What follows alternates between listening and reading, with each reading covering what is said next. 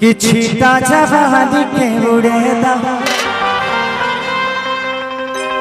सोचिए इस गाने ने ऐसा तहलका मचाया है कि मैं परसों दोहा कतर सिर्फ मैं इस गाने के लिए गया था कि नहीं इसी गाने पे आपको परफॉर्म करना। तो एक भोजपुरी फिल्म का गाना और आज इतना बड़ा हो गया कि मैं सोच ही नहीं सकता। दुनिया के हर टॉपिक पे वो गाना इतना बड़ा, तो हम सबको गर्व होता है कि यार हम भोजपुरी भाषा के लोग हैं, हम भोजपुरी भाषा के कलाकार हैं।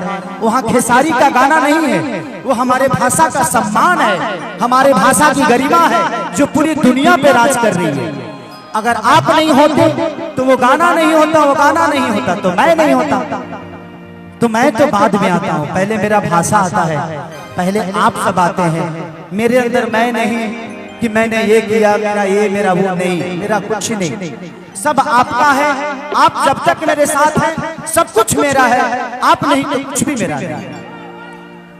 कि छीटा जवानी के उड़ेदा, अरे मानवा से मानवा के जुड़ेदा। कि तनी सूता चतरिया तान के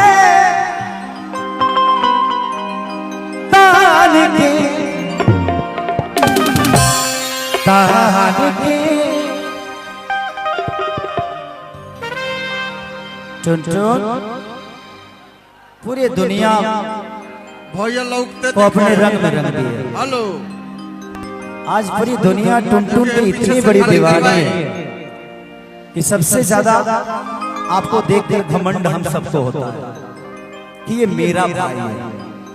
बस मैं ऐसा ही कहूंगा कि मेरा भाई इसी सलीलता के साथ अब तुम्हारा वक्त ऐसे नहीं है, ऐसे इसको ऐसे रखो। तुमसे बड़ा कोई हो ही नहीं सकता। जो झुकता है उसी को दुनिया उठाती है, क्योंकि दर्द में ही दुनिया आपके साथ होती है। सुख में तो हर आदमी आपको दुखी करना चाहता है। तो कोशिश करो कि अपने अंदर दर्द पैदा करो। जब तक दर्द नहीं होगा दुनिया का कोई डॉक्टर या कोई आदमी आपके साथ नहीं होगा, क्योंकि दुख में कुछ लोगों को मजा आता है और हमारे दुख के साथ दुनिया जुड़ती है। सुख में कोई नहीं होता। हर राजा को दुनिया गिराना चाहती है, हर उस जीते हुए नेता को दुनिया हराना चाहती है। तो हम जीते नहीं है, हम हमेशा हारे हुए हैं। जिताते रहे, सारी को जिताते रहे। कि छीटा जवानी के उड़ेदा, अरे मनवा से मनवा के जुड़ेदा। 1 2 3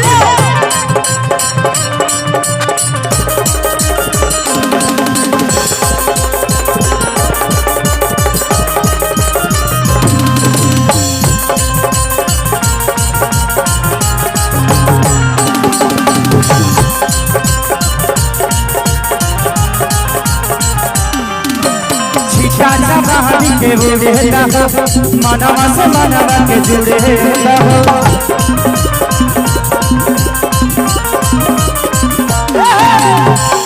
जवानी के उड़ेदा, मनवा से मनवा के जुड़ेदा। तनी सीता चतरिया तान के तान के।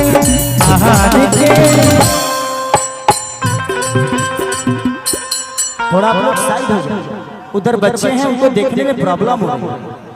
आप लोग इधर से भी साइड हो जाइए, उधर के लोगों को देखने में प्रॉब्लम हो रही है प्लीज। कितने सूता चतरिया तान के, हरि तान के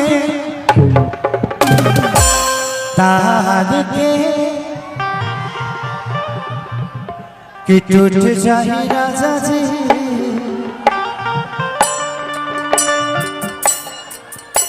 तो टूटी जाए राजा जी पन्ना में साजा मारे। टूट जाए राजा जी पन्ना में साजा।